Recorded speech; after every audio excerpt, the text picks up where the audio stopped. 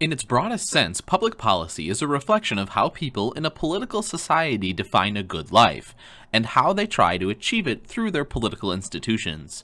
In this course, we emphasize the pivotal roles played in the policy process by public administrators. Public policy comprises substantive perspectives and values mixed with institutional processes for realizing them. The policy process entails much more than formal policy making conducted by legislative bodies. It involves an interaction of citizens animated by a concern or issue they believe deserves public attention. And then, if policies are adopted to address the concerns, they must be implemented through organizational processes. The disparity between intended policy goals and consequences on the ground means that we need to pay attention to policy choices, policy outputs, and policy impacts. Here's a graphic that represents policy dynamics. Policy choice, or what we decide, leading to policy outcomes, what we do, and then leading finally to policy impacts, what are the effects? The first step in making policy choices involves deliberating about what we intend to do collectively. Once a decision is made that something should be done about an issue, then more specific questions arise, which include two dimensions: what we intend to do substantively and how we plan to accomplish the intent. Policy choices also entail decisions about how authority will be allocated to effectively address an issue or problem. Policy choice includes determination of how the choice will be implemented.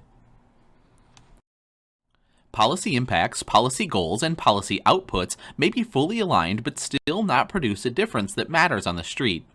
The distinctions between policy intentions, outputs, and impacts call attention to the policy process. How do we move from good intention to the right results? As we've noted, policy processes are complex and have a tremendous impact on everyday life. It is vital that public servants understand them in order to improve the prospects for policy success. Practitioners have developed a variety of policy models that can help us improve our understanding of how these policy processes work. They are, therefore, abstract representations of reality and are useful for exploring policy process and their outcomes. Every policy model has an underlying theory that provides an explanation of how the policy process works. The following is a description of common types of models helpful in understanding the policy process. Perhaps the most common policy model is a linear policy cycle model that accounts for the various steps in the policy-making process. This model assumes the most important thing to know about the policy process is that a predictable steps of activities occurs in a series of predictable steps or stages over time. These steps, while not discrete, are roughly sequential and can be looped back at the end to create a cycle model. The first stage in this model is agenda setting. Policy ideas are often generated through election campaigns and partisan platforms, advocacy organizations, or administrative agencies. In local government settings, for example, it's not unusual to see a committed citizen with lots of energy and perseverance agitate successfully for a new or changed policy. In the second stage, policy ideas are debated along with different means to accomplish them. It's all about policy formation. Duly elected or appointed decision-making bodies lend legitimacy to a new policy through an approval process that culminates with voting. Legitimacy of public measures rests in part on career officials in establishing and maintaining a balance. Their input during the policy formation and ratification processes helps build these considerations into policy content. The policy implementation stage is commonly equated with public administration, where policy ideas pass to administrators responsible for making them operational. Public policy means little if it cannot be implemented, and its meaning is continually renegotiated, revised, and redefined through its administration. At this stage, the cyclical nature of the policy process becomes evident as public servants continually interact with the public and their superiors. The final stage, policy evaluation, entails review of policy intent relative to implementation. Evaluation closes the policy cycle loop with feedback and often sets the agenda for policy change. The goal of good policy analysis is to improve policy outcomes while not becoming paralyzed with the obsession to develop the next cycle of data gathering and extend the analysis. Policy may be subjected to legal analysis, feasibility analysis, impact analysis, cost-benefit analysis, and client-based analysis. The techniques and methods vary accordingly. Some of the more commonly used approaches and techniques are reviewed here. Leaders need to know whom to involve in sorting out policy ideas and solutions.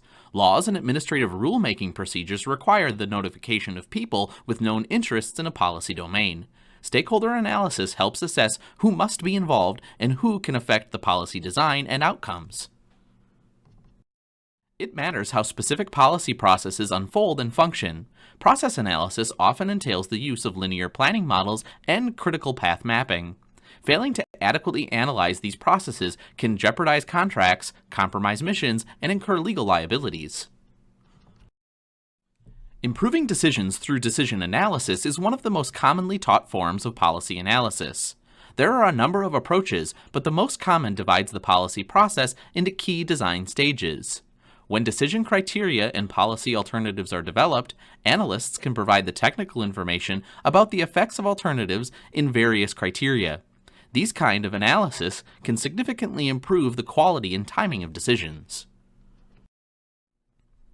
Decision trees and network analysis provide additional approaches to informing decisions and are especially useful in exploring risk and uncertainty. They can help estimate the subjective utility of an alternative and its likely effects. Case analysis is the use of single or multiple case studies that are rich in detail and thus helpful in understanding the dynamics of cause and effect in a specific type of setting. Case study research is helpful in understanding success or failure in complex administrative settings. Studying the dynamic of policy failure or institutional transformation can illustrate how processes declined, how values changed, or how roles played by various actors were redefined. Historical analysis brings another rich source of insight and evidence to bear on important policy questions. It provides vital, biographical, and contextual knowledge that helps trace how current policies emerged and how traditions and practices have evolved. Experiential methods can be useful in policy analysis. Quasi-experimentation typically entails a comparison of the passage and implementation of a law and the effect it has on a dependent variable. Policy experiments can also be carried out by using naturally occurring treatments or by actively creating treatment groups. Survey research is a well-developed method for collecting information on people's attitudes, behaviors, and positions on issues. Opinion surveys provide critical information on perceptions of issues and on public acceptance of various policy options. While expensive to conduct, they provide feedback from important reference groups who help define effectiveness and influence the legitimacy of policy agendas. Planning techniques such as comprehensive planning, strategic planning, action planning, and project management are widely used in policy analysis. They attempt to systematically consider desired or alternative futures and then plan how to move towards them more effectively. Planning is an intensely political endeavor because it defines the conditions for good living and seeks way to achieve them by redirecting the use of resources. Policy analysis will ultimately be judged by the extent to which it enables communities to weave together a shared sense of the common good.